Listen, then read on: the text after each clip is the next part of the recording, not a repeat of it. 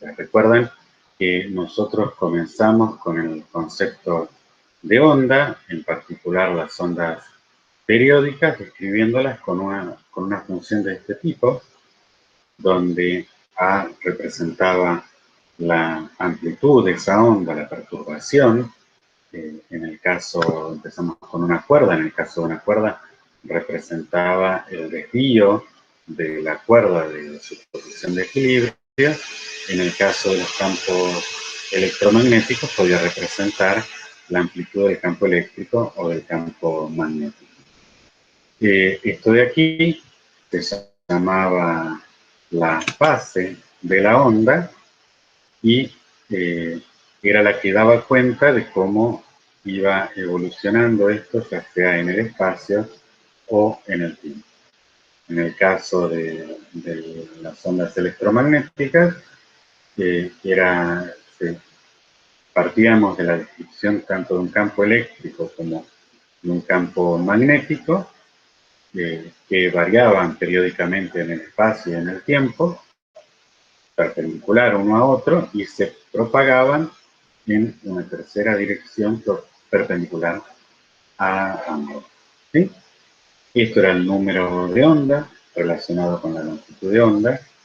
Esto era la frecuencia angular relacionado con la frecuencia y con el periodo de la onda.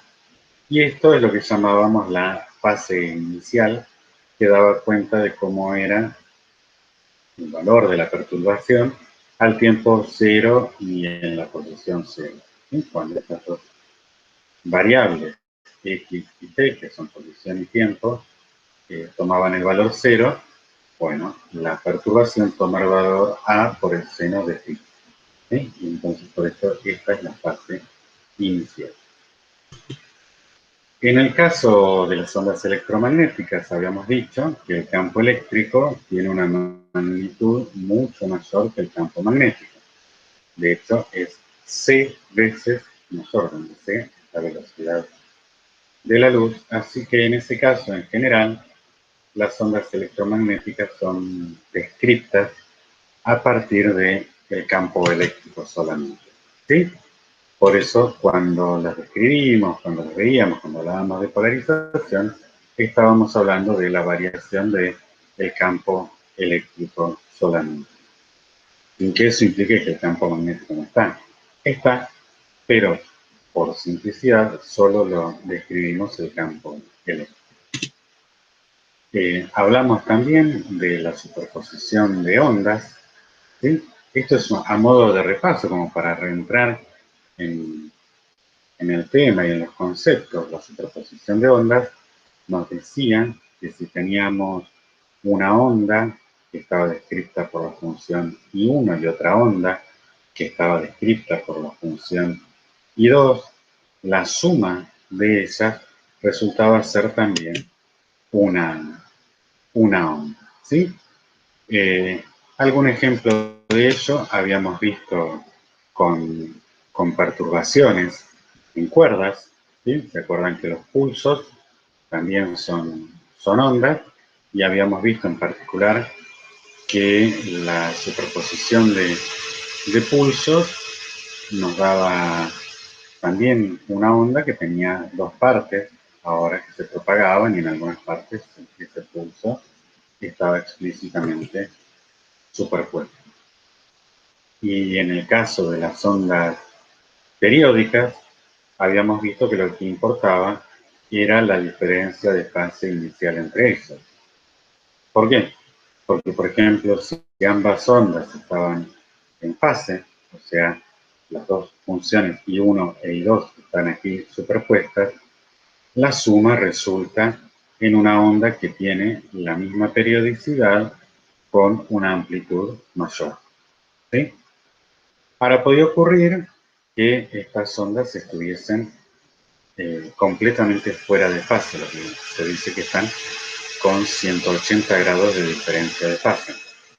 En ese caso, un pico de una de esas coincide con un base de la otra y así al revés, dando por resultado una suma igual a 0, siempre, para toda posición y para todo momento. ¿Sí? Claro que en otras situaciones esto puede ocurrir solo en algunos puntos o en algunas líneas del espacio, ¿sí? Que es cuando la fase en ese punto tiene una diferencia de 180 grados. Y también podrían existir casos intermedios en los que la fase tenía algún valor que era distinto de 0 y de 180 y la resultante es también alguna onda periódica con alguna amplitud intermedia, y puede que exista también lo que se llama batido de ondas que nosotros no nos adentramos.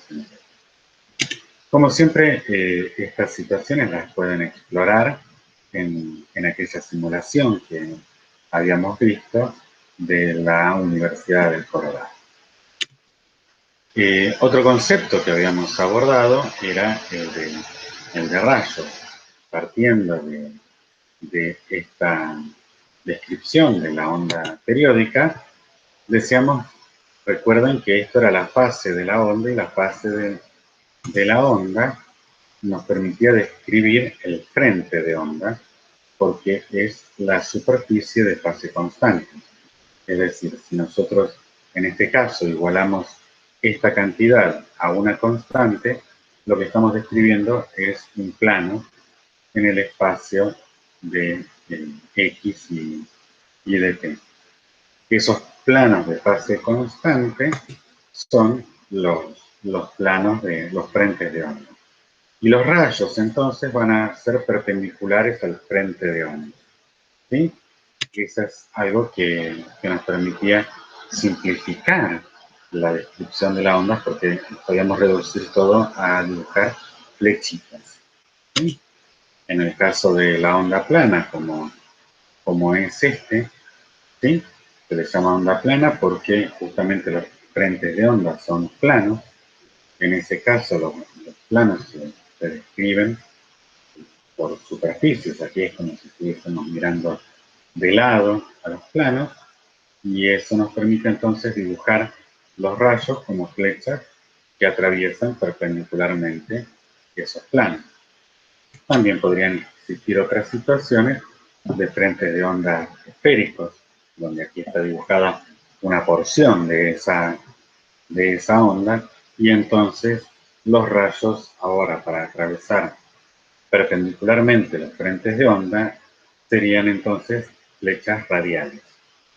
Bien, esto es todo a modo de repaso conceptual de lo que hemos estado viendo en las clases anteriores. Y otro concepto que también estuvimos viendo es el de índice de refracción. Este índice de refracción es el que nos permite describir lo que pasa con las ondas electromagnéticas cuando entran a medios materiales. Allí su velocidad es menor que en el vacío. ¿Sí? Por ejemplo, cuando una onda atraviesa un vidrio, esa onda electromagnética en el vidrio tiene una velocidad mayor, es menor, perdón, ¿sí? Menor que en el vacío. ¿Cuánto menor? Y puede llegar a ser unos 2/3, ¿sí? Claro que nosotros ni lo notamos. Piensen que 2/3 de la velocidad de la luz en el vacío serían 200.000 kilómetros por segundo. O sea, nosotros no lo notamos, pero es sustancialmente menor, ¿sí? O sea, son 100.000 kilómetros por segundo menos tu velocidad. Para describir esos cambios en la velocidad es que se define el índice de refracción como el cociente entre la velocidad de la luz en el vacío respecto de la velocidad de la luz en los medios materiales. Así que como siempre la velocidad de propagación en los medios materiales es menor que la velocidad de la luz, el índice de refracción siempre es mayor que 1. Recuerden que tenían esa tablita con algunas algunas cantidades que identifican el valor de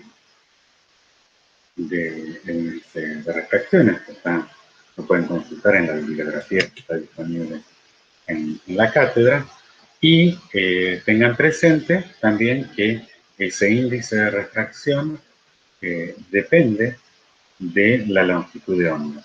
¿Sí? En general depende de la longitud de onda. Esa es la razón por la cual cuando algo ingresa o egresa de un medio formando un ángulo, cuando los ángulos son paralelos, los colores se separan. Por ejemplo, en un vidrio biselado o en un prisma. ¿Sí? Los colores de la luz se van a separar.